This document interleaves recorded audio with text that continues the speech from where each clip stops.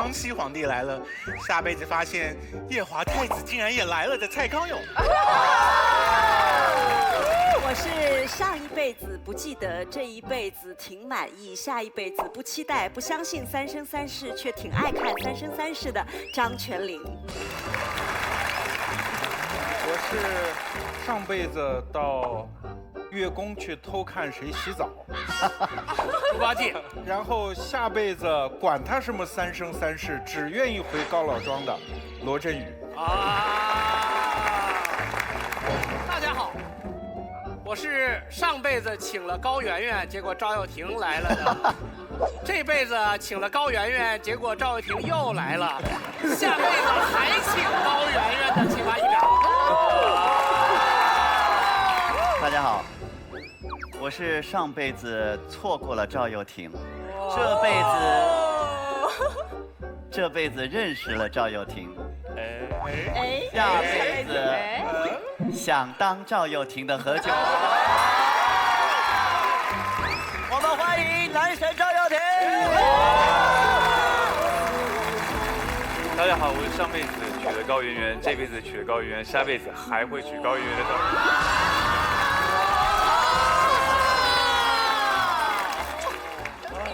好无聊啊！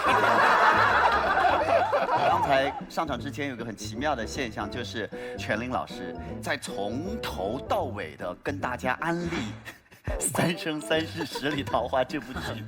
总有一个神会让你突然回到18岁。哇，这张照片小了，怎么回事呢？上老腰好吗你？这个刘思达，这个思达，哎，但今天你的造型，我以为有人放了个拖把在那。其实这种中分长的直发，黑的很不好驾驭，非常难，因为我从来就是在现实生活中没有驾驭过一头长发嘛，所以就不知道该怎么去撩它。那你练过怎么撩吗？我练过，是这么撩，这好像有点娘啊。然后他们就说：“那你从后面撩。”我说：“哦，这么撩。”就还是不行，确实很难驾驭。你再看看思达，撩怎么撩，就是前世冤魂的感觉。你也撩一个，是撩啊，不难啊，这个很简单。但思达，我跟你讲，今天这个造型是对的，因为今天的造型用在辩论场，真的有一种很不好惹的感觉。其实我现在可痒了，可难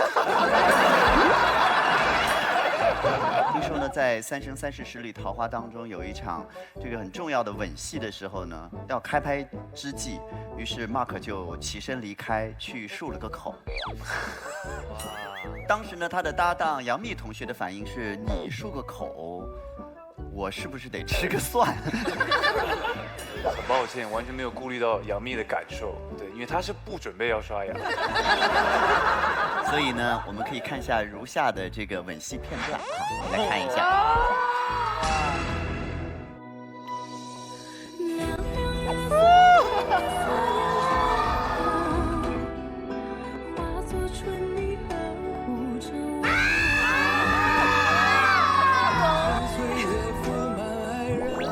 干嘛？太多了，把所有人都剪到位。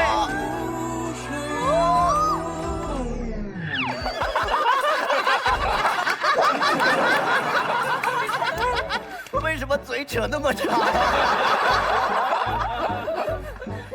这样很容易把杨幂弄成一个天包地。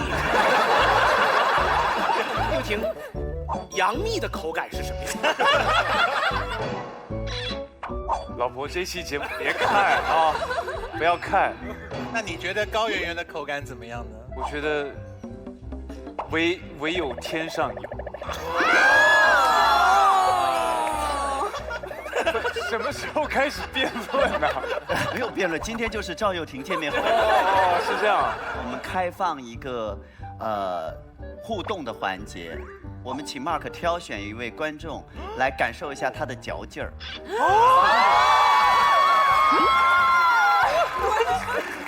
我先润润唇啊。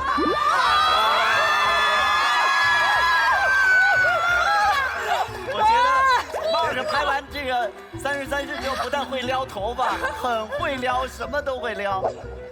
我先去刷个牙了。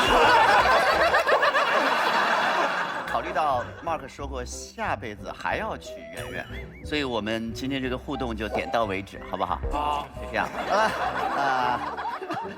还是要辩论的啊！欢迎各位来到掏出来搞事情的拍照黑科技小米手机独家冠名播出的《奇葩说》。我们要谢谢奶后吐真言的蒙牛纯真酸牛奶联合赞助播出，谢谢纯真。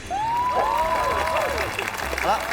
我们今天是一期不一样的节目，因为今天呢有3位，其实我们大家都非常关注的我们奇葩大会的遗珠来到了我们的现场。因为在辩论的过程当中，常常一场比赛可能会看不出太多的所有的潜力，所以有些朋友呢其实会被大家，特别是我们很多热心的网友会觉得太可惜了。其中有3位是最受网友热评的3位，一位是我们的傅首尔，欢迎首尔。郭俊，大家，丙中心丙大夫，大家好。遗珠赛比赛规则：遗珠队3人组成一方，和场上的3名奇葩争锋对尬，获胜队得奖金。比赛结束后，现场的100位观众对3位遗珠分别进行投票，按红色按钮表示你快回来，按蓝色按钮表示遗憾错过。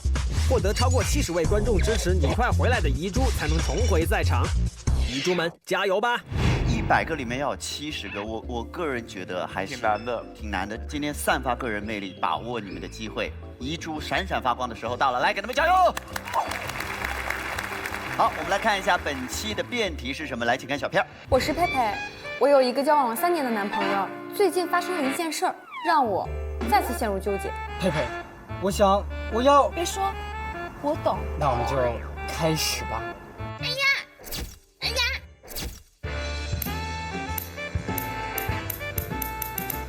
亲爱的，你剪的可真好。为了今天，我已经准备了20多年。你真贴心。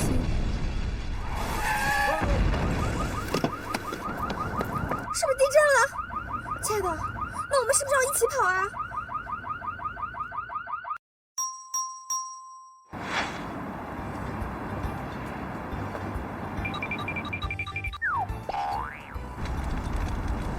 哼，爱我的时候。我是心，我是肝，我是宝贝甜蜜酱。可是，一旦遇到了危险，他丢下我就跑了。不是不让跑，你跑的时候也拉上我呀。他能抛下我第1次，就能抛下我第2次。我怎么能原谅他一次次的伤害我呢？绝不原谅。其实仔细想想，人非圣贤，孰能无过？何况我也没发生什么事儿，而且他平时对我也挺好的，不能一棒子打死。所以遇到危险，伴侣手刀逃跑，我到底要不要原谅他呢？踢馆赛，踢馆的都是谁？郭俊、傅首尔、丙医生，这次又回来了，好开心！我参加完奇葩大会回去啊，已经被我们家楼下卖鸡爪的认出来了，但是那个卖水果的还不认识我，所以我想再回来打一轮。针对他们3个有什么策略呢？我觉得没有策略，但是要赢，就为了拿钱。就网上都说我们3是遗珠嘛，我们这次回来要把这个海里翻出浪来，好不好？如果淘汰了，就把我们3颗遗珠放到闲鱼上去卖掉。加油加油加油！我这也能卖出去的闲鱼 APP， 以及玩的不够大，别喝美年达的美年达果味汽水的大力支持。好，遇到了危险，伴侣手刀逃跑，该不该原谅他？正方是该原谅，反方是不该原谅。我们首先请现场的100位观众来表达你们的意见，来，请选择。哇，3、2、1，停。大比分有74%的观众认为不该原谅。我们来看看，今天有2位导师会要辩论，康永老师和马东老师，2位请用你们的拍照黑科技小米手机亮出你们的直方。康永哥是。如果是赵又廷就原谅，不是赵又廷就不原谅。无论是不是高圆圆，都会原谅。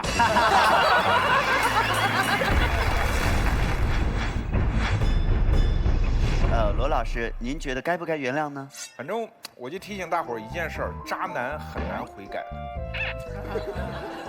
对我来说肯定是不能过了啊，肯定是不能过。肯定是不能过了，肯定是不能过了。我觉得他只是找个理由看向赵又廷的方向。我今天可以多跟全玲聊天，因为你在跟我对话的时候，目光都穿过了你。现在网上有一种词叫魂穿，来吧，魂穿我吧。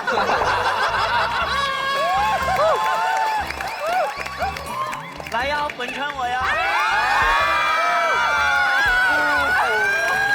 好，我们问一下 Mark， 如果你的伴侣遇到危险的时候手刀逃跑，你会不会原谅他？这题很难辩啊。我觉得如果在男方立场的话，应该女孩子逃跑应该原谅吧，当然。但如果在女方立场的话，这男的怎么可以逃跑呢？所以圆圆是不是做任何事情你都会原谅他？是。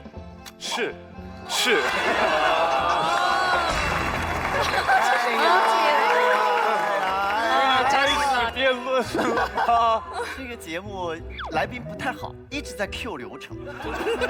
今天赵又廷已经喊了3遍，开始辩论吧。那我们就开始辩论吧。我们正方今天的一辩是哪一位呢？好，是我们马建岳同学，来，小马加油。这道题是伴侣手刀逃跑，该不该原谅？先不管该不该原谅，至少我没死，我还有机会站在这里说我原不原谅他。那我们讨论一下，什么情况下才会说到原谅和不原谅呢？你想原不原谅他的一个主要原因是什么？爱不爱他？那我到底对他是不是真爱呢？我如果对他是真爱，我完全可以原谅他。什么叫做真爱？无私奉献，不求回报，管他对我怎么样，我都要爱你。这个叫做真爱。在真爱的情况下，你不仅要跑，你要赶快跑，我要鼓着掌给你打着那个点儿跑，知道吧？就是我四川有一句话叫做“好拖一个算一个”。我作为一个前女团成员，我其实从来没有讲过我的爱情，因为我们是不能讲爱情的。今天我终于可以讲一下我的爱情了。没错，前女团是什么意思？那个团叫退出特别女团了。是那个我要去读书，所以才对，我知道你其实来奇葩说之前，你本来准备要出国留学一段时间，就很意外啊，突然就被选上了，就来当辩手了。你刚才是有点觉得命运在捉弄你们。好，回到前女团成员，现在终于没有那个约束可以讲爱情了。对，讲爱情了。其实我也谈过恋爱，我对我的男朋友讲真，我就是无私奉献型的。我之前交过一个男朋友，是个网瘾少年，多网瘾呢，早上9点钟进去，凌晨1、2点再出来，我就陪着他，我也不打游戏，我就坐在他背后，他要是饿了，我就去买饭，渴了就买水。他很渣男啊。但是对于我来说，我就是爱他，我对他就是可以死心塌地。有一次他在上网的时候，我给他送了饭过去，然后我出来的时候刚好下雨了，也没有带钱，我就是走着路回去的。但是在走路的时候，我是生气的，但是我在想，我爱他吗？我是爱的，所以爱可以容忍很多，哪怕是个网瘾少年，我觉得爱情是我可以完全奉献的那种。在爱情里面，总有高一点的和总有低一点的，总有一个一直在付出的，总有一个一直在接受的。如果你连这个都接受不了，谈什么恋爱？也爱自己就好了呀。其实我从小，我爸妈就经常去工作到很晚，我小的时候没有接受到太多的父母的爱。我一直觉得，我长大了，有机会爱别人的时候，我就要全身心的付出，把我所有的爱都给他，因为我不想他像我一样，在遭受这种痛苦。我小时候的那些经历让我变得很坚强，但是我凭什么要求你也很坚强呢？永开，如果永开是我的男朋友，陈永开跑了，你们会怪他吗？他看起来就比我又小，又没有我壮。要是真的遇见危险，我愿意在陈永开的面前。因为我爱陈永开。你是这期爱还是每期都爱？就只有现在爱，现在爱。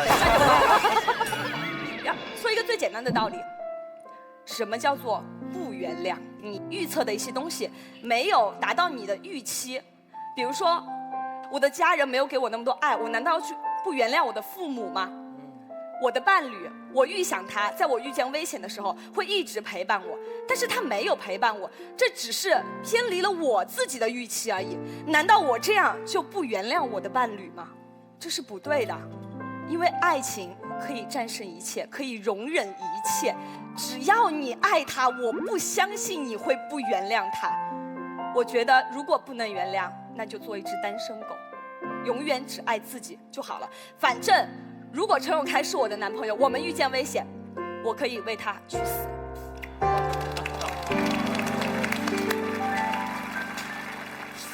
我怎么觉得他不像来辩论？像表白的。我觉得小马的每一次的辩论都有一种直抒胸臆的这种痛快，然后他也不是讲什么大道理，但是他讲的东西我能很有共鸣。对，我能嘎到他那个共鸣点。反方的一辩是谁啊？傅首尔。傅首尔只有一张嘴的闪电阿姨，必杀技，她的嘴炮会爆炸。我一开始拿到这个辩题吧，我理解错了。我想我不知道手刀是啥意思。我说手刀是把手变成刀，把我打晕然后跑吗？我说这个就不是原谅，这是要追杀呀。然后后来就告诉我说手刀是快速逃跑的意思。你说像我这样的人，连圣女果做汤我都原谅不了，我怎么可能原谅伴侣逃跑呢？为什么不原谅？第一，有人说逃跑是一种本能，那我觉得恨、愤怒、不原谅也是一种本能。为什么要放纵一个人的本能，压抑另一个人的本能？这不是双标吗？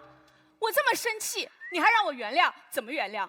我们现在说的是遇到了危险，就是说我有可能会挂，对吧？立了个劫，没有飞升成仙，还他这个凡人，这个心理的重灾区要不要重建一下呀？对不对？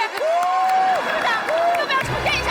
然后问题是，我要重建了重灾区，你还让我先原谅你，我怎么那么闲呀？所以不要随便说什么胸纳百川，有容乃大这样的话，要先明确问题的性质。我觉得啊，伴侣手刀逃跑，它不是一个小错，它是人生怂路上的里程碑。我觉得没有人可能会原谅，怎么原谅啊？就说宝宝跑得挺快啊，挺理智啊，送你一对风火轮，下次记得提速。你是圣母派来的豆腐吗？所以我的观点很明确，我就觉得如果伴侣本能的跑了，我们就应该本能的恨他、怨他、不原谅他，让本能和本能之间擦出和谐的火花，多棒啊！就是这么讲原则。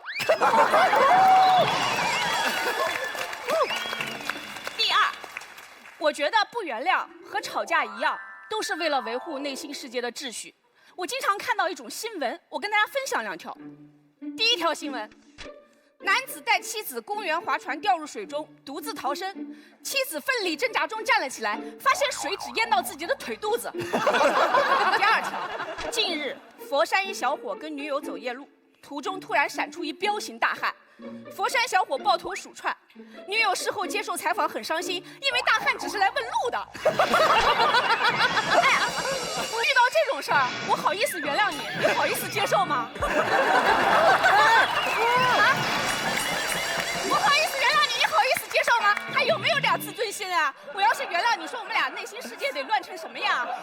一个爱的不要命，一个爱的不要脸。生活里也有一些小细节嘛。我老公呢，他也是一个奇葩，就经常会犯一些低幼的错误。但是我不能一天24小时活在私里啊，在家里我就会比较慈祥，有时候对他就会睁一只眼闭一只眼。但是我后来发现不行，就是有时候他错了啊，我不计较，他反而会不安，会觉得恐惧。然后我对他笑一下，他就毛骨悚然，觉得我在搞什么阴谋。我从此呢就总结出一个道理，我觉得人啊，他的心里都有一杆秤，一边呢放着他犯的烂事儿，一边呢放着他应该受的惩罚。如果你瞎原谅，就会破坏这种平衡。我跟你说，错误啊，它是一把锁，有时候我们用原谅捅打不开，为什么呢？因为合理的责怪和惩罚才是钥匙。第三是我唯一一个比较正经的观点，大家不要笑。我觉得就是不原谅是对自己的一种救赎，说人话就是对自己比较好。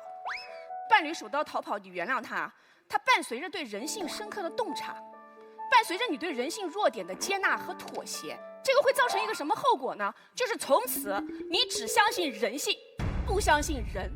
因为你想通了。但是你一想通，你永远都不会快乐。你觉得人性就是如此，遇到危险就是应该跑啊，不跑才傻，有没有道理？有，但是我不想这么想，我不相信，我宁愿觉得你就是一个怂货，你是一个混蛋，就是你一个人的错。我也不愿意相信这世界上所有人都跟你一样，在面对危险时会做出如此冷漠的理性的选择，是不是？爱情的真相就是这样的。平时我们就是手牵手、携手漫步模式，一到了遇到危险就变成雌雄赛跑模式，是不是？别人是灵魂伴侣，是不是互相安抚？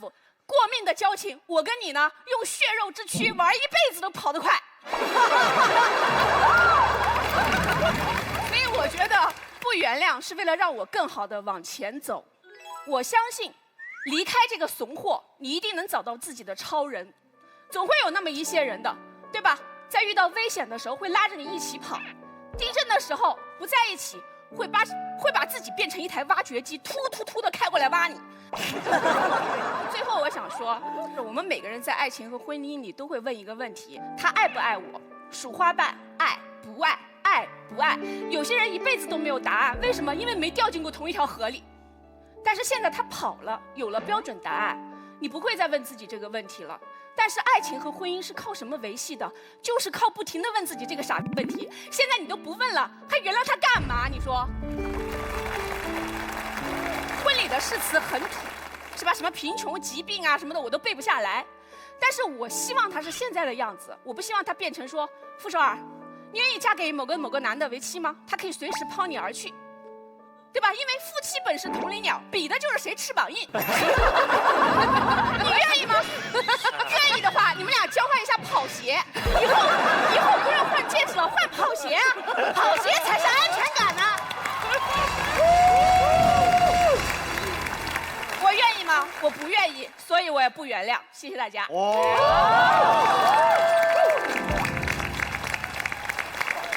好精彩啊！那现在轮到正方了哦，我们姜思达。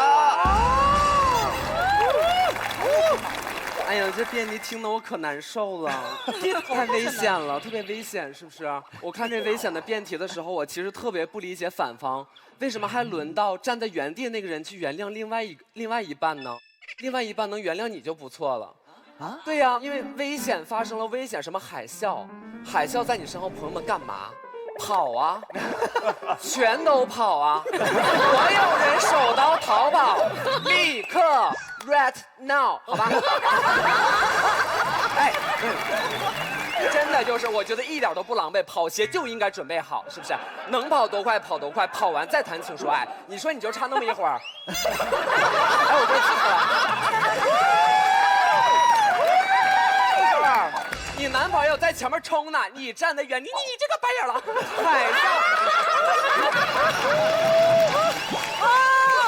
海啸就在你身后，海啸拍拍肩，哎 ，I'm here，OK。海啸拍拍肩，哎 ，I'm here，OK。最严肃的问题是什么呢？就是灾难面前人人自保，这是个常识。你别觉得你自己原地在那站着，你就是一个落魄的小仙女。全人类在灾难面前全都是落魄的小仙女，是不是？这飞机大家都坐过，安全须知告诉你什么呢？氧气面罩就在您座椅上方，如遇紧急危险，它会立即脱落。帮旁边人戴上，请先自己戴好，是不是？而且这个视频里是怎么说的？那妈妈先给自己戴好，再给她女儿戴，女儿都没说啥呢，你咋在那还要求你男朋友这个那个的呢？赞！小孩从小就应该理解，灾难面前人人自保，他能够得到，他也得先够自己的，对不对？还有另外一个问题，特别吊诡，大家发现了吗？其实我们每个人的预设都是男的跑了，女的没跑。那这件事反过来呢？女的跑了，这个男的站那儿呢，得说跑得好，是不是？这个时候我就觉得特别的不公平。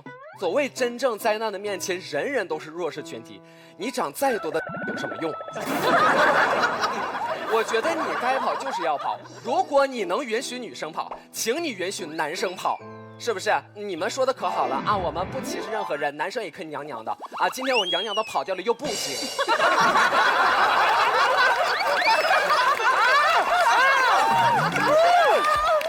我们从小到大接受了很多感动式的教育啊，电视上告诉我们灾难面前有人是怎么做，有人怎么做的。在这种感动式的教育当中，我们以为人类仿佛就应该是这个样子，如果他没做到这个样子，他就是不对的。其实他做到这个样子，你更应该是感谢的。为什么？因为我们希望我们的爱情是一种获得式的爱情，不是索取式的爱情。他给你了，你很高兴；他没给你了，也很正常。这件事儿，感动时刻。如果发生在你男朋友或女朋友身上，他为你挺身而出，这是加分项，这不是底线，这是他做到了，你要感谢他，而不是他没做到了，你要仇恨他，对不对？是不是这个道理？对对。第三个，我这个题面还有一个词儿叫做原谅，它不是分手。我觉得大家听起来可能差不多，反正就是一个不太好的结局，我要不要原谅和要不要分手？但是仔细想想不一样。当我说，不好意思，我不能和你在一起了，和当我说不好意思，我永远不能原谅你，这两句话的情感密度一样吗？这两句话的情感密度不一样。分手了也许代表放下了，而不原谅就是永远放不下。我不觉得放不下有什么问题，但是我特别想问他，你把它提起来干嘛呢？就 OK， 我不原谅，我一辈子都不原谅，那按你反方的道理，我永远都不原谅。所以呢，你想要他道歉，他道歉之后你原谅还是不原谅？你到底想怎样嘛？我觉得在你想不清楚怎样的情况之下，你不如就把它放下了，你就 let it go， 对吧？灾难出现了，危险出现了，这件事儿没有特别大的价值去怀念、去铭记。我觉得有很多我们灾后需要什么心理这个重新建设的这种工作，问题就在这儿，它也许是需要被忘记的。你既是慷他之慨，你也是慷自己之慨。好，那我们接下来轮到反方的，也是2辩了。郭巨这大希拉里，必杀技长得好看还学霸。首先啊，我想先反驳一下张思达刚才的观点啊，因为他说，哎，为什么你们女人总是有双重标准？女生跑了就可以，男生跑了就不可以？其实不是这样子的。我觉得在灾难面前，如果受伤害是男生，女生跑了也是不可以的。我想请大家跟着我来想这么一个问题：你们的爱情观里有没有不能原谅的事情？那如果我们把爱情中不能原谅的事情，我们拉一个清单，我们会发现，你见死不救、弃我逃跑，一定是在这个清单处于非常顶端的位置。我其实很想原谅你啊，但是我不知道，如果我原谅了这个清单这里的位置，我该怎么不去原谅接下来的东西呢？比如说，我原谅了你见死不救、弃我逃跑，有一天你家暴我、你打我，我该不该原谅你啊？我该呀，我都死了你都没有救我，你打我2下皮肉之痛，我为什么不要原谅你？啊，有一天你把女人带回了家，我该不该原谅你？我当然应该原谅你啊！你见死不救，我生命都没了，我都原谅你。你把女人带回家，我为什么不原谅你？有一天你对我说，啊，应该保大人保孩子，我觉得应该保孩子，我该不该原谅你？该呀，这不过是你再一次见死不救吗？你觉得我命不值钱吗？那如果我原谅了这里，我会不停地原谅接下来的东西，那我到底还有什么价值？我是不是让自己越来越下贱？那在我们的生活中有这样的例子吗？是真的有。那民国的时候，大家都知道张爱玲跟胡兰成的故事。那胡兰成当时是个大汉奸啦。那有一天呢，他走在路上，哎，就听到这个广播里说，日本天皇投降了。哦，他吓得是魂飞魄散，手刀逃跑。那留下张爱玲一个人面对所有人对于汉奸夫人的讨伐。张爱玲选择了原谅他。因为张爱玲这次选择了原谅他，所以他只能去原谅胡兰成接下来种种的奇葩行为，什么找了个小三哦，什么小三怀了个孩子哦，什么胡兰成想要100万，张爱玲给了他，他只能去原谅接下来的事情，因为他连自己的底线都没有守住。你们知道，爱情其实是一个让我们双方都增值的过程。我本来是芸芸众生，我可以是 everyone， 对不对？我是 everybody， 但是因为我遇到了你。突然我觉得我有了价值，我是 special 的，我变成了 somebody。但是，在遇到危险的时候，你 treat me like a nobody， 好吗？你当时跟我说，哎，你是 special 的，哦，结果遇到了危险，你觉得你自己是 special 的了。其次，我希望你不要对我说，哎，你知道吗？我逃跑真的是本能的反应哎，因为我一害怕我就跑了，你要原谅我。那我觉得你出轨还是本能的反应嘞。你看到人家白花花的大腿你就想摸，真的没有必要跟我扯这些。我们人类为什么那么歌颂爱情？是因为爱情可以战胜很多本能的欲望和诉求。我们为什么歌颂罗密欧与朱丽叶？为什么歌颂梁山伯与祝英台？因为他们战胜了自己求生的欲望，对不对？他们把生的希望能给别人，他战胜了自己。所以我知道，在逃跑这件事情上，你没有做错，但是我不能原谅你，因为我还是一个对爱情有一点点底线和一点点要求的人。我不希望我只变成一个爱情对我有要求的人，我不希望我变成爱情的奴隶。谢谢大家。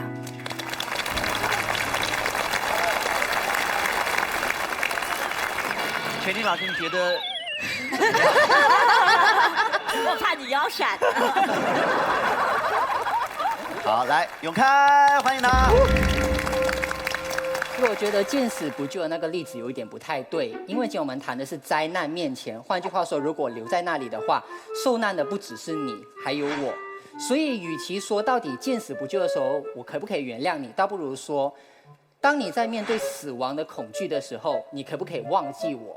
那其次，在讨论原不原谅之前，我想先谈一谈，就是当伴侣手刀逃跑的时候，剩下那一个人在干嘛？如果他其实也在手刀逃跑的话，那其实也就没有原不原谅的话题了嘛，因为两个人都在手刀逃跑，没有可能逃得慢的那一个看着逃得快的那个说你凭什么跑得那么快，我不原谅你，这就很奇怪了。所以我觉得讨论今天这个辩题有一个前提，就是必然是灾难发生的时候有一方逃不了，而另外一方可以逃，而他选择逃的时候，我们要不要原谅他？大家听到这个情境，肯定第一反应就很愤怒，想说怎么可以逃？那真是一个人渣。可是换另外一个情境想象一下，如果今天灾难发生了，你不能逃，而你另外一半可以逃，他选择不逃，这时候你会做什么？你会不会劝他不要留下来？你会不会希望至少他可以活下来？你会不会劝他离开，不要这么傻，不要为我做这个傻事，陪我一起面对灾难？你会不会希望，如果我们两个人当中必须要有一个人可以活着的话，我希望那一个人可以是你？可请问一下，为什么当你的伴侣真的手刀逃跑的时候，冲进你的脑袋里面的第一个念头，不会想说哦，幸亏你可以逃离险境，而是想说，你怎么就逃走了呢？我绝不原谅你。这不好像我们中国人吃饭喜欢抢单一样吗？嘴上里面我们说来我来付了，我来付，我来付，然后对方说好啊，你付，你想干。所以当这件事情发生的时候，很多时候我们心中会有不原谅的情绪，有的时候我们不原谅的搞不好其实不是对方，我们不原谅的是那一个没有办法全心全意为对方担心的自己，这是我们所不原谅的。好。坦白说，就今天这个辩题，其实我可能是在座各位少数几个比较能够理解那种就是面对伴侣手刀逃跑的那个感觉的那一个人，因为我自己个人的经验，我曾经面对伴侣逃跑过。那现实没有那么戏剧，就是我们没有遇到地震，我们没有遇到火灾，然后也没有遇到强盗，我们遇到的那一个灾难叫做我有抑郁症。可能在你们眼中就是有抑郁症就只是我一个人的事情，可是你们要知道，一对情侣当中其实有其中一方有抑郁症，对于两个人而言其实都是一场灾难。对于抑郁症的当事人来说，他会无时无刻的去承担突如其来的情绪不稳定的那种痛苦，或者他无时无刻都在担心对方会不会因为他的情绪不稳定而被吓跑。而对于陪伴他的那一个人而言，他需要面对另外一半突如其来的崩溃以及突如其来的失联，区别只是抑郁症的当事人他没办法逃，而陪他那一个人有办法逃。而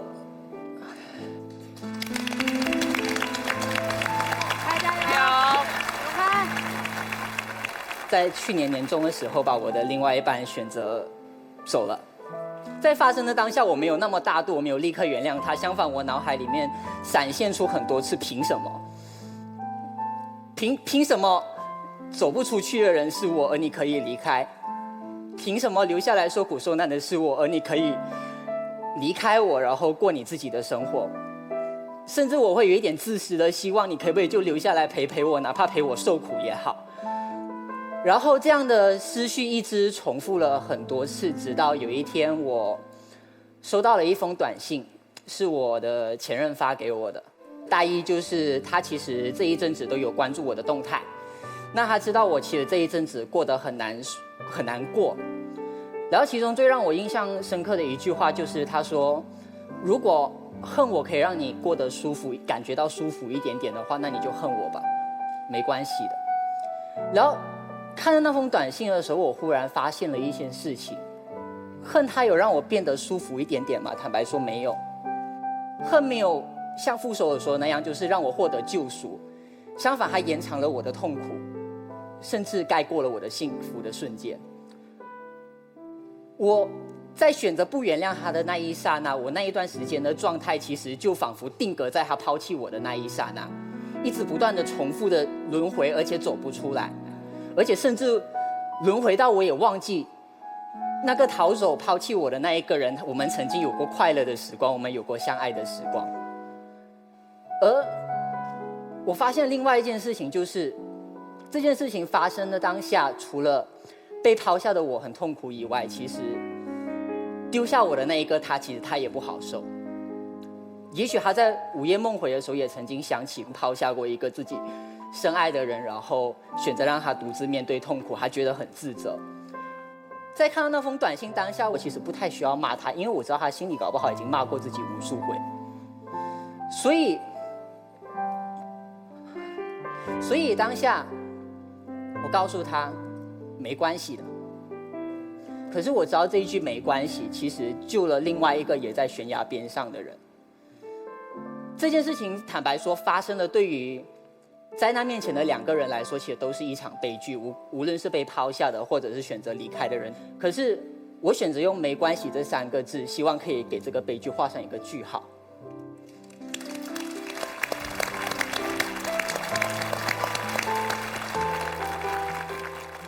我不希望用恨这一个挂钩继续挂住他，继续挂住我自己。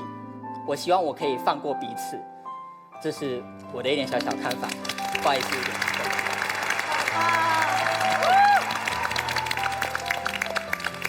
还好。永开很棒哎，永开其实能够今天这样很勇敢的分享和可以再回忆这件事情，说明他真的放过了。我觉得放过是一个，你就开始喝，我们还在这边感动的要死，他已经开始喝酸牛奶了。但我真的觉得，其实恨有的时候没有办法解决很多事情，啊，当然放过没有那么容易了。我觉得这个可能也是我们反方可以抓住的一点，对吧？好，来，丙大夫。大家好，我是丙中心。丙中心没卸过黑老大腿的段子手，不是个好医生。必杀技，我上过3000台手术。然后，刚才其实听到永开分享他的就是当年的经历，还是让我很有感触的。因为突然听到他讲忧郁症这个时候，我才知道原来伤痕可以这么深。我想跟大家聊一聊，作为一个医生嘛，我们都在学习的过程中知道，本能反应其实不是大家想象的。遇到危险，难道逃跑是唯一的选择吗 ？OK， 那我今天可以负责任的告诉大家 ，No。我们大脑中有一个叫做边缘系统的一个部分，然后在我们遇到了危险或者危难的时候，它第一会启动一个防御的机制，这个防御机制不是逃跑，而是叫做冻结反应。我们在大街上，你和你的女朋友碰到了一个歹徒向你跑过来，像一个呆子一样冻结住了，你整个懵掉了，你傻掉了，你浑身肾上腺素分泌，然后你的腿、你的手绷紧了。那这个时候你在做什么？实际上你在用很短的时间去做一个判断和一个选择。你的进化经验告诉你逃跑或者战斗，所以说你是有选择的，不是没有选择。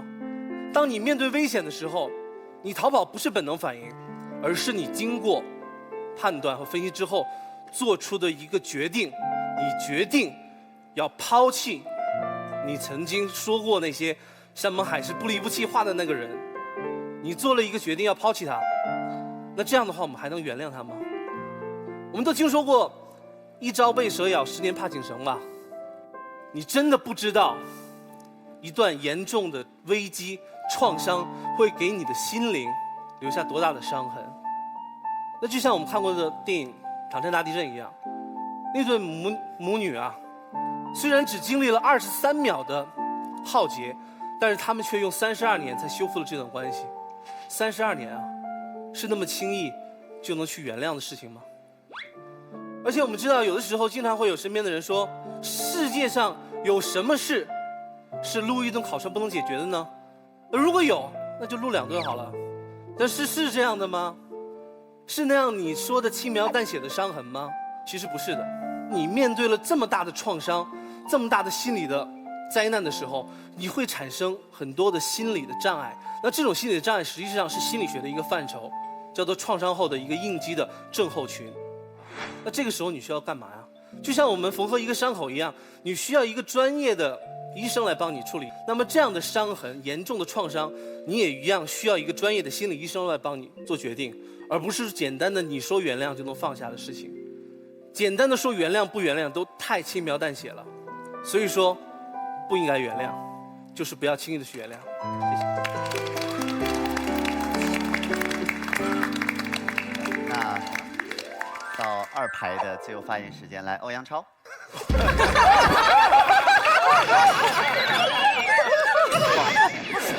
对方辩友，浪都这么高了，你居然还在想该不该原谅他呢？真是淡定到被野狗围攻也要当成集3000宠爱于一身。又想伴侣温柔体贴，又想他像大猩猩一样勇猛，太吹毛求疵了吧？危险之所以叫危险，就是因为大部分人都搞不定嘛。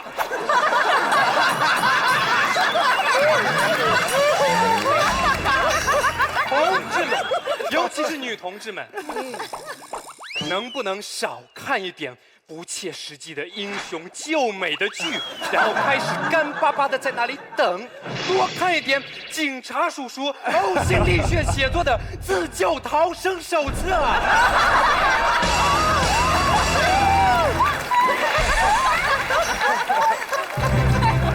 你看看你伴侣，就可以在危机之时镇定自若地摆动双臂，这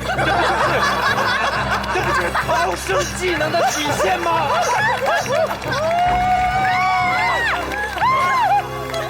好，补补胳膊。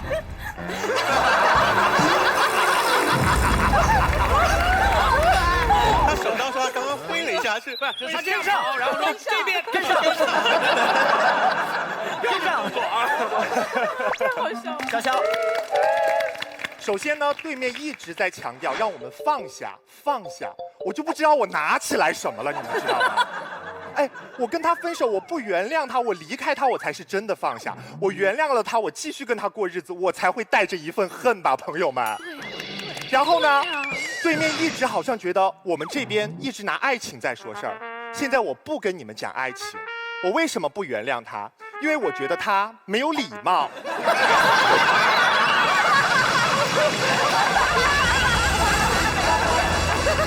我大学呀就交了一群就是特别不怕惹事儿的朋友。我每次出去，我跟他们千叮咛万嘱咐，我说我们别惹事儿。我说你看我这穿的带着这脸，这对。我说你别惹事儿。我说你们惹事儿真的是就是万一把我挠了，就是我，而且我又肩不能扛，手不能提，我也不能帮你们干什么。遇到危险了吧？我虽然打不过嘛，我象征性要去抓2把头发，对不对？是不是？这是不是有礼貌？我打不过，我去抓2把头发。08年的时候，地震的时候，我们刚好在上课。然后我们同学对大家都是手刀逃跑，我朋友多耿直啊，背着书包手刀逃跑，还说乖乖你快点，在做啥子哦？你看，哎，大家在这么危险的时候还记得回个头装个，哎。不管是我的同学还是我的朋友，是不是？你作为我的爱人，你连个都不愿意帮我做。在这里，我要告诉大家，一个有素质的人，不管在多危险的时候，都会记得装。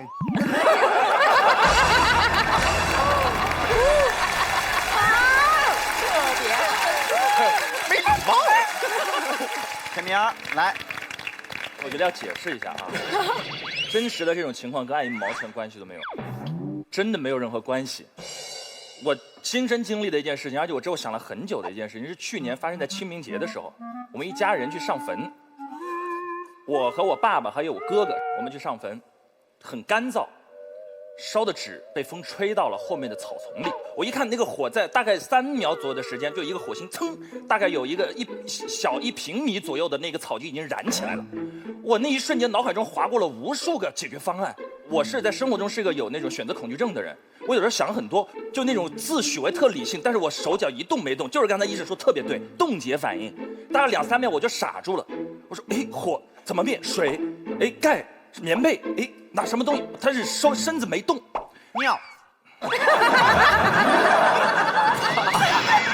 何老师冻结反应之后特别本能，我事后想了很久，我才发现，真的要看性格。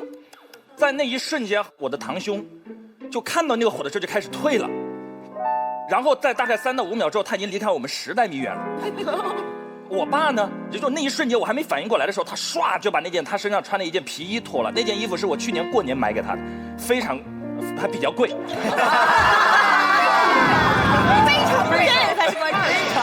基本上是他这辈子穿过的最贵的衣服。我买给他之后，那接下来2个月他没怎么脱过，因为他走到哪他就会说这我儿子买的，特自豪。那一瞬间，他几乎没有经过任何反应，他啪就把那件衣服脱下来，空就已经盖上面了。然后上面的皮一下就卷起来了，这个褐色就变成黑色就卷了，我当时特心疼。然后开始他跳上去踩，我爸是个警察，我之前讲他30多年的警察，这是他的性格。说实话，中间他退休了很长一段时间，我觉得他就是可能家里一个慢慢老去的一个父亲，但那一瞬间我就觉得我这辈子也做不到。他那一瞬间啪就扑上去了，然后我那个堂兄就退回去了。我会不会由此觉得他怎么都不管我们的亲人呢？何止爱人呢？也不会，因为我知道我那个堂兄的性格，他就是个谨慎的人，他是个特别优柔的人，遇到这件事情他就会退，但是他不是一无是处。这种谨慎在生活中的另一方面，他就是执行力特别强，交给他什么事儿特别靠谱。我爸这种你看起来很勇敢是，但是说实话，生活中他吵我妈吵得特别多，因为这种勇敢在某些生活语境中，他有时候跟鲁莽或者粗鲁也只有一线之隔。每一个不同的人在那种特定时刻都有各自的性格，那一瞬间发生的那几秒钟的事情，你由此来判断爱或是不爱，这是一个非常粗暴的判断。就由他一个5秒的反应就不原谅一个人一辈子，太粗暴了一点。谢谢。在导师结辩之前，我们问一下，那不下场辩论的导师有什么想要补充的？罗老师，您先。对不起，我觉得世界上有3种东西一定要绕过，就是疯狗、狗屎和人渣。这不是一种东西吗？在你那儿是一种东西吧？我们的生命太珍贵了，我们没有机会把自己搞得特别狼狈，然后还能翻盘再来。所以遇到那样的人，那就我原谅你，但是我能不跟你搞在一起吗？这是我的基本态度。不跟你搞在一起才是最大的不原谅。全林老师有什么想要跟我说的吗？跟你们分享一点这个人生经验啊。最重要的，我要跟马娟叶说的，你原来爱情小说看太多了，就你看了特别多的爱情小说之后，你就会经常被灌输说，爱情是没有原因的，爱情是没有条件的，爱情是不求回报的。但事实上啊，如果我们仔细去分析人性的话，其实所有成熟的爱情关系都是有原因的，都是有条件的。这个条件未必是回馈，在真正的很深的心理层面，我通过爱你找到一个更好的自己，这是人很底层的一个心理需求。即便你在一个网吧的背后去给他买饭，他沉溺在那里面的时候，其实你仔细想，一定有某种原因让你站在了那个地方。我未必要反对你的观点，但我一定要告诉你，千万不要天天把这句话罩在自己的头顶，说爱情就是没有理由的，爱情就是不需要回报的，爱情就是没有条件的。这会在很大程度上伤害你未来的幸福的可能性。另外，我跟思达说的是，你偷换了一个概念，就是你在飞机上的时候，如果我要救边上的孩子，我要首先戴上自己的脸罩。这个规定是为了让妈妈更好的来救自己的孩子，而不是为了让他手刀逃跑不管你。好，我们把这个面罩的情景对应到手刀逃跑的场景里，这叫什么？是我一旦拿到面罩，我就深呼吸，深呼吸，让我更多的氧气，但是我不记得给你戴上那个面罩。包括刚才欧阳，你在那样逃跑的时候，你还挥了一下，因为那是一个本能，说跑啊，你未必要在那个时候拉上我的手，你哪怕一回头说跑啊，我都认为其实你尽到了你的义务。但如果你都没有一回头说跑啊，请问，如果你只是马东，我原谅你啊，你对我没有这个义务啊。但是你是我的伴侣啊，伴侣啊，伴侣啊，我要你干什么呀？是吗？我要你干什么呀？所以这就是我的基本态度，这个人是绝对不能再过了。但是，我选择原谅他，为什么？因为只有彻底原谅他，我才彻底放下他，我采取原谅他来对他说，我的心里没你了，我不用恨你，我不用在乎你，我原谅你，所以我跟你没关系。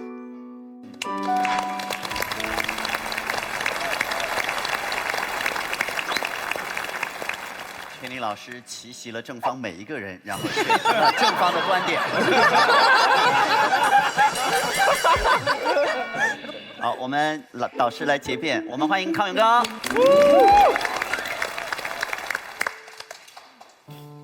1995年，我跟当时交往的人呢，第一次一起出去旅行，就遇上了神户大地震。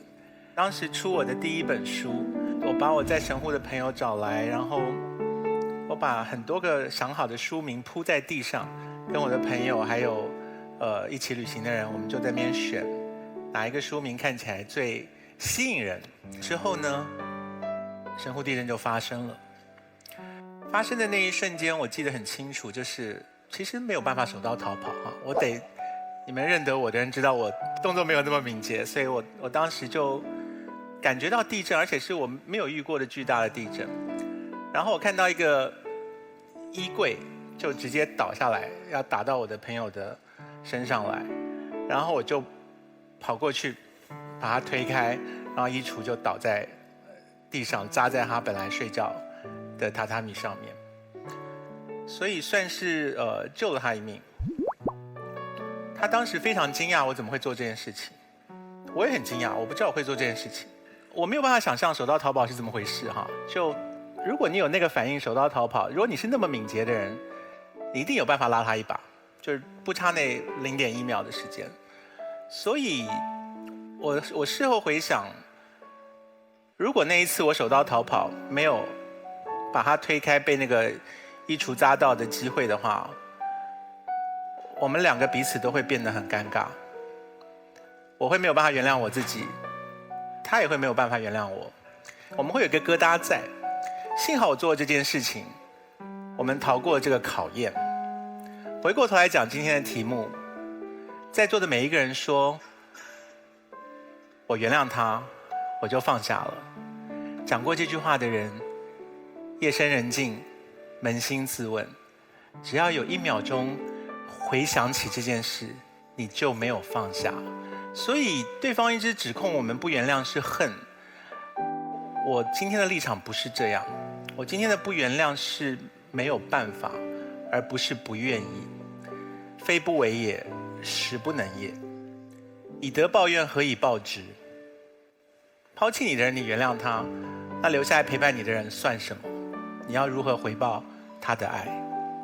在座的每一个人，如果投下了该原谅这3个字，你就给了有这种遭遇的人一个压力，他原谅不了，可是他被你说我该，所以我只好假装说我原谅，我放下了。作为一个好的人应该要这样，可是我做不到，所以我今天站在这一边，很大的一个原因不是因为我认为放下是坏事，只是原谅是骗不了人的。我们中国的诗很动人，当中有4句我很喜欢的诗是：来日大难，口燥唇干，今日相乐，皆当喜欢。什么是来日大难？就是我们有一天会死。他写是2个年轻的恋人开心的抱在一起的时候，想到有一天我们会死，忽然口燥唇干，觉得人生好残酷啊。下一句他写的是今日相乐，皆当喜欢，就是今天我们2个还在一起，互相喜欢彼此，我们就应该感觉到很快乐很高兴。我们中国人说老来伴，就是我们甚至不是情侣，老来就是一个伴，伴侣就是陪伴在你身边的才叫做伴侣。而来日大难就是当死亡来临的时候，你能够想象有一个老先生卧病在床，然后老太太说你快死了，我要走了。这也许可以被原谅，因为老太太也许很害怕，不想要面对死亡的情境。可是你觉得躺在床上那个老先生，你会去指着他说你该原谅你的伴侣哦，因为大难来了，每个人只能够顾自己。就夫妻本是同林鸟，大难来时各自飞，讲的是残酷的真相，不是讲的事实应该如此。所以我今天站在这一方的立场跟你们说，伴侣手刀逃跑不该原谅，而且来日大难我们都逃不过。你海啸会跑，森林大火会跑，地震会跑，都是因为怕死掉，而死是一定会来的。如果你忍受了他在快死掉的时候就离你而去，当你真正要死的时候，你想一下伴侣离你而去，那还有伴侣存在的意义吗？谢谢。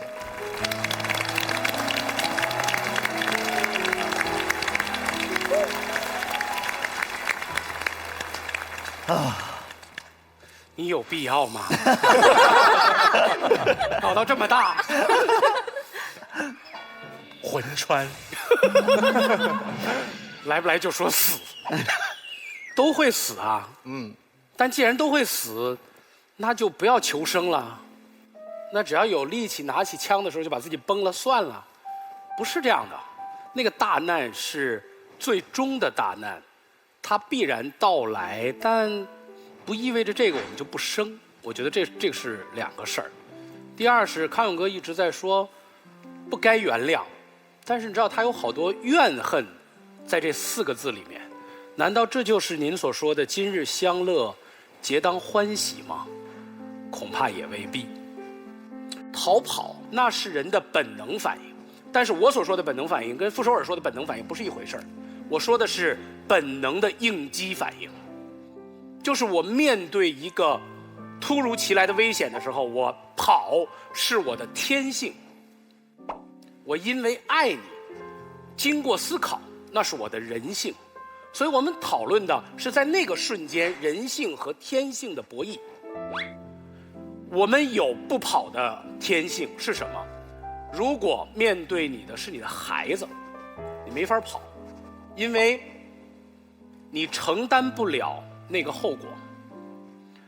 你的对他的天性会覆盖你想逃跑的天性，会覆盖你趋利避害的天性。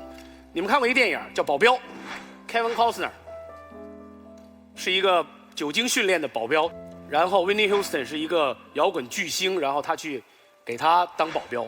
他不喜欢他，但是他会用身体挡在他面前，挡那个子弹。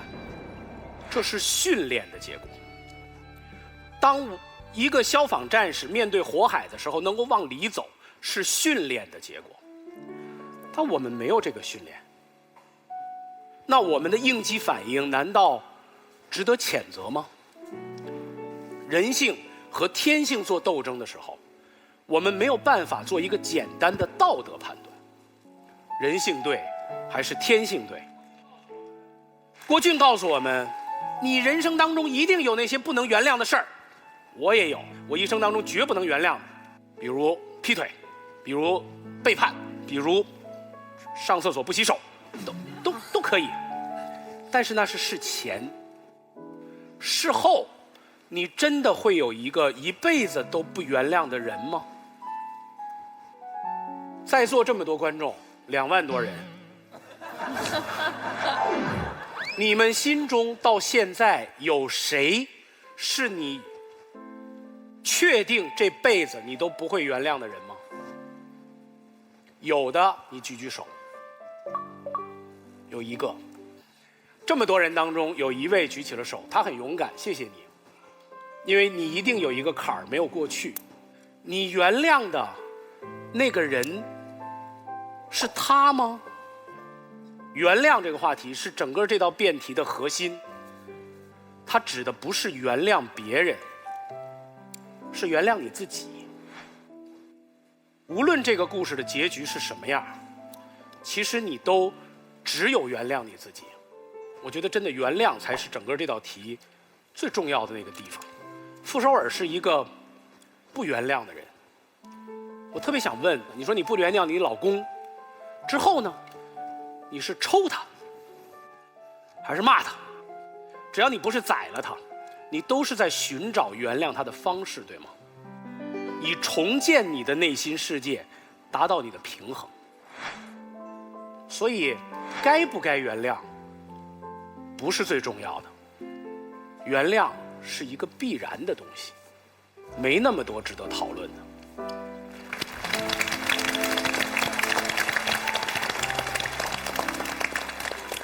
康永哥，我帮您计时1分钟。美眉掉下了眼泪，哈，有一点感慨。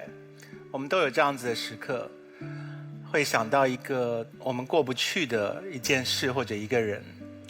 马东刚刚讲那个东西不叫做原谅，叫做算了。我们活久了的时候，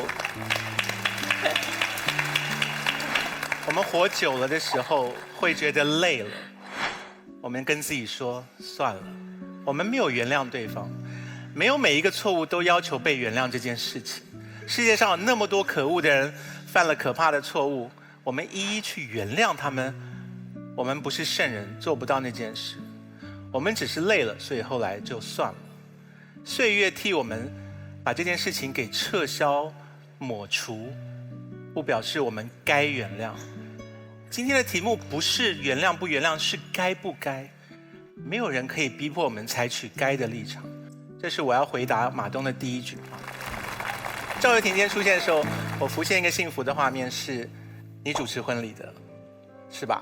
我参加了婚礼，然后赵又廷当时在婚礼上做了所有的新郎会做的甜蜜的承诺。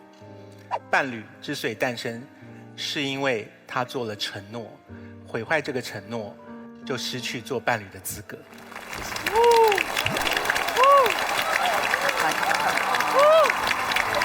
好厉害！我相信如果有手刀，现在马老师应该不是想逃跑。我原谅他。我算了。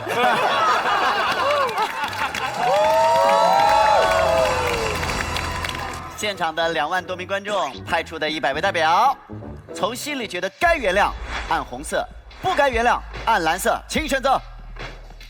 3、2、1，好，我们先来问问我们的男神赵又廷先生。哇，好开心回来这个现场，真的好棒，大家都好棒。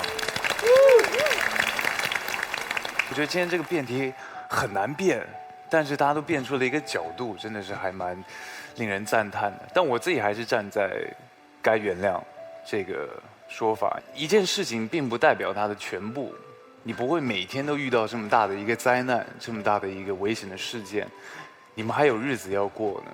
我不觉得一个危险的事情就能够足以毁灭你们过去所有的幸福的时光。当时你爱上他的，不一定是他不离不弃的一种勇气吧，说不定你比较现实，你爱上是他的金钱跟一个稳定的生活，这个也没有错呀。或者你爱上是他的才华，那这些东西因为这件事件就会不见了吗？我觉得给他一个机会，给自己一个机会，好好的过上一个开心安稳的接下来的下半辈子吧。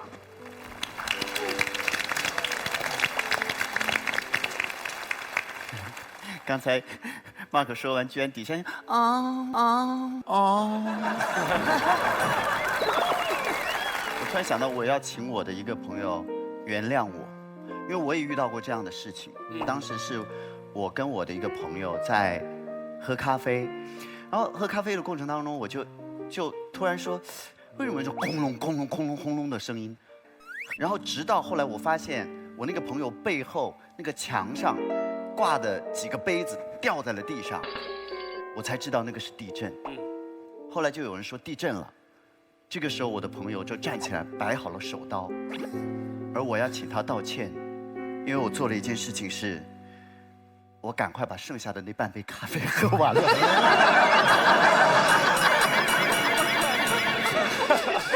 为什么？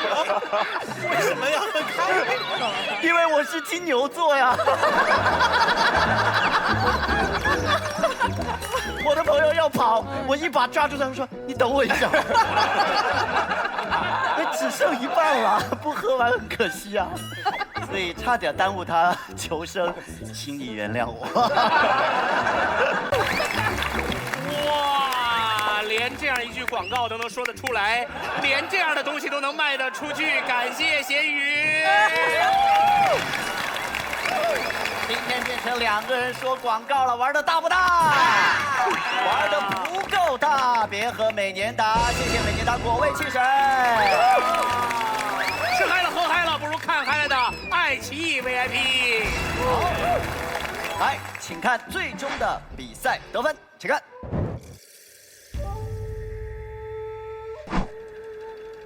先生为何愁容满面？我已答应周瑜为他寻来10万支箭，可现在天色有变，东风不来，这可如何是好啊？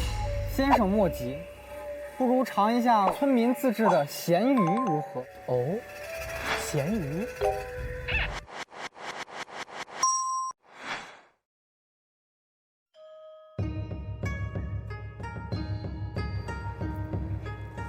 先生为何如此神通广大，确保万无一失？天机不可泄露。上咸鱼有啥买啥，特别棒，神通大过诸葛亮。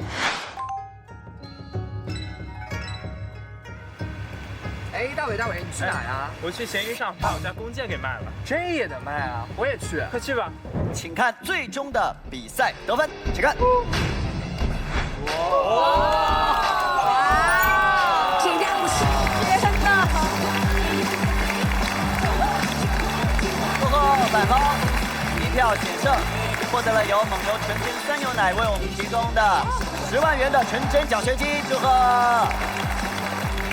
来，好，谢谢。亲爱的，我们现场的100位观众朋友，我们要开始来为我们3位遗珠来投票，超过了70位以上的支持者，哪位就可以留在奇葩说。怎么样表示对他的支持？请记住按红色的按键。好，首先第一位是傅首尔，各位请选择。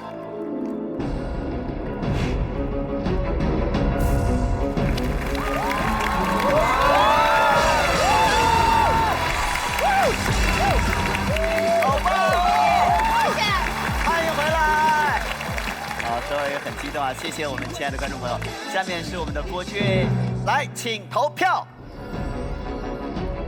3、2、1。啊，遗憾，辛苦了，郭俊，谢谢。好，下面是我们的丙中心丙大夫，如果支持他，请按红色的按钮。来，各位，请选择。3、2、1。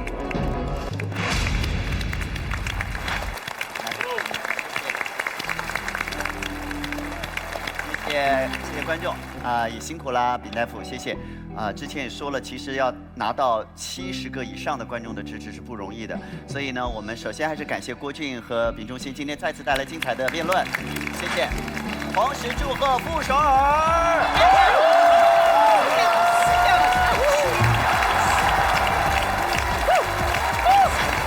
谢谢，希望你继续拿出你的真本事，好不好？我们感谢掏出来找事情的拍照，黑科技小米手机独家冠名我们的奇葩说。同时呢，可能因为今天是赵又廷的关系，感觉时间过得特别快，对不对？好，那我们就约定下期再见。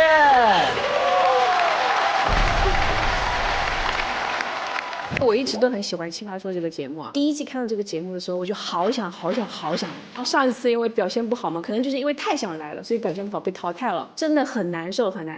然后这次能让我回来，其实我都没有这么想结果，但是没有想到我竟然晋级了，就是好高兴。傅首尔是起落很明显的，今天光芒四射，今天他非常好。我感觉到他似乎把说话当成是他的天命哎。那如果有人把说话当天命的话，奇葩说实在很适合他。第2次来奇葩说，是因为我非常期待着能够再上这一次。